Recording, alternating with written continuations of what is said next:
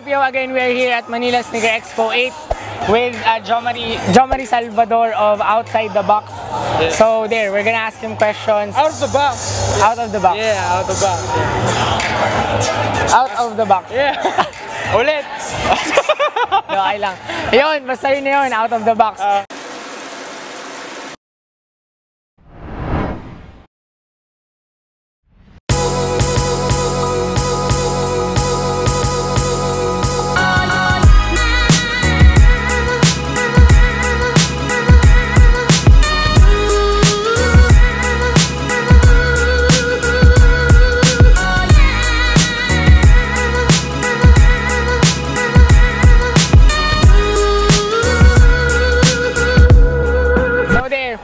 For you, Joms, what is a sneakerhead?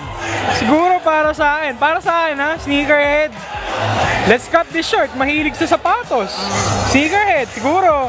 Ako, sneakerhead, ikaw sneaker, mahilig sa sapatos.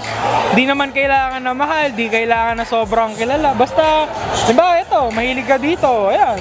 Sneakerhead ka, basta, siguro maalam ka, kilala mo si Michael Jordan, kilala mo si Kanye, gano'n. Gano'n, para sa akin, sneakerhead, gano'n. Sneakerhead. Gano'n. So, in regards to that, Joms, ano naman yung difference nung sneakerhead and a sneaker reseller? Sige, yung para sa akin, kaibahan ng reseller sa sneakerhead, ako, mas reseller ako eh. So ako, sinosot ko yung mga, halimbawa ito, suot ko siya, pero okay lang sa akin suot na alam kong hindi naman bababa yung presyo niya. Hindi ako nagsusuot ng brand new. Kasi reseller ako, bebenta ko na lang. Tapos, ang kaibahan ng reseller sa sneakerhead, ang sneakerhead, bibili niya siguro kahit magkano, kahit mahal, kasi gusto niya yun. Pag reseller naman, bibili niya pagka alam niyang may kikitain siya, may profit siya. Halimbawa, ikaw sneakerhead ka, bilhin mong 150k, ako kaya ko lang 130, tapos bebenta kong 150. Ayun, para may kita ako, kasi reseller ako. So basically, ganun. Pero nonetheless, mahilig pa rin tayo sa sapatos. Ganun. Ayun, basically, ganun.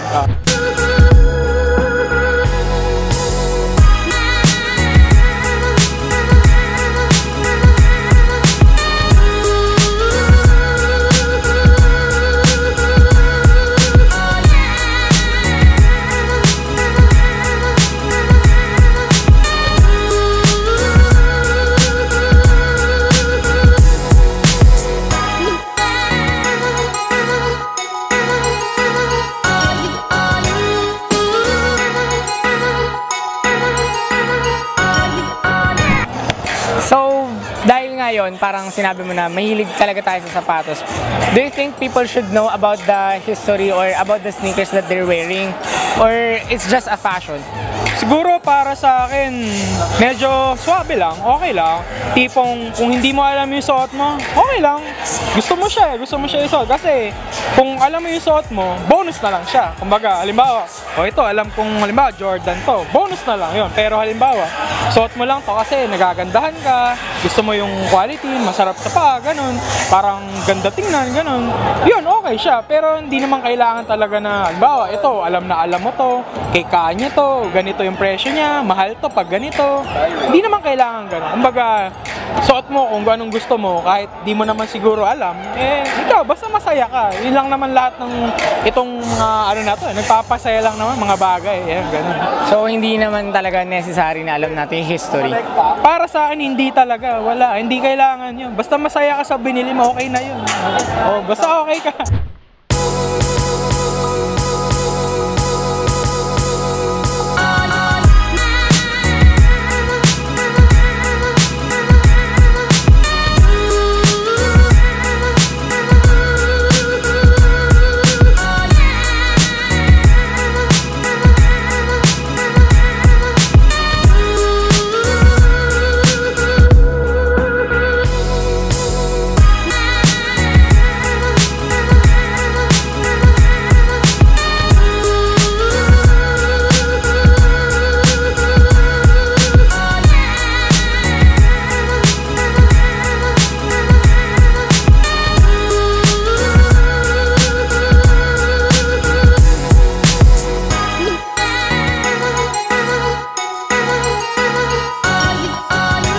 Joms, now tell us about your outfit and how much does it cost you? Same as last year. Sure. Last year. Sige. Ito, ba to? Supreme SS 17 yata to, hindi ko sigurado. Bigay ito ni Vern. Shoutout to Vern, nasa Thailand siya. Shoutout to you. So, 15? Nasa 15k yata to, hindi ko sigurado. Ito, Astroworld merch, Travis Scott. Nabili ko to, mura lang, mura na ba yung 5k? Mura na ba? Mura na yun. Pwede na yun, 5k. Tapos, H&M shorts lang to. Tapos ito, binigay lang sa akin ulit ni Vern. Binigay lang sa akin to. Tapos ito, Just Don na Jordan 2, yung blue. Siguro nabili ko to kay Paulo Enrico eh. Pero mura lang, ayoko sabihin kasi baka lapitan yun ng mga steals. You know what I'm saying, fam? So, price is question mark. You know what I'm saying? Pero, siguro lahat to, mura lang. Mga 30 lang siguro. 40, ganun lang. Medyo gusto ko lang ngayon komportable. Mainit kasi. Actually, mura na yung 30, legit. Kasi parang sa sobrang dami ng sapatos ngayon na sapatos itself pa lang 30,000-40,000 something.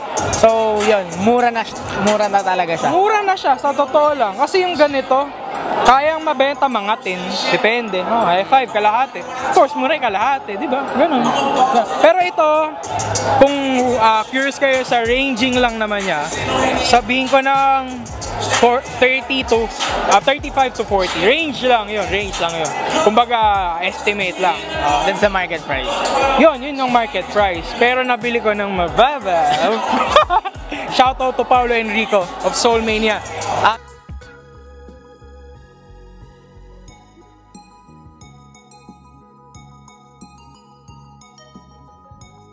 Anything that you want to plug? Anything I wanna plug? Ikaw, I wanna plug you. Jonas, what's up?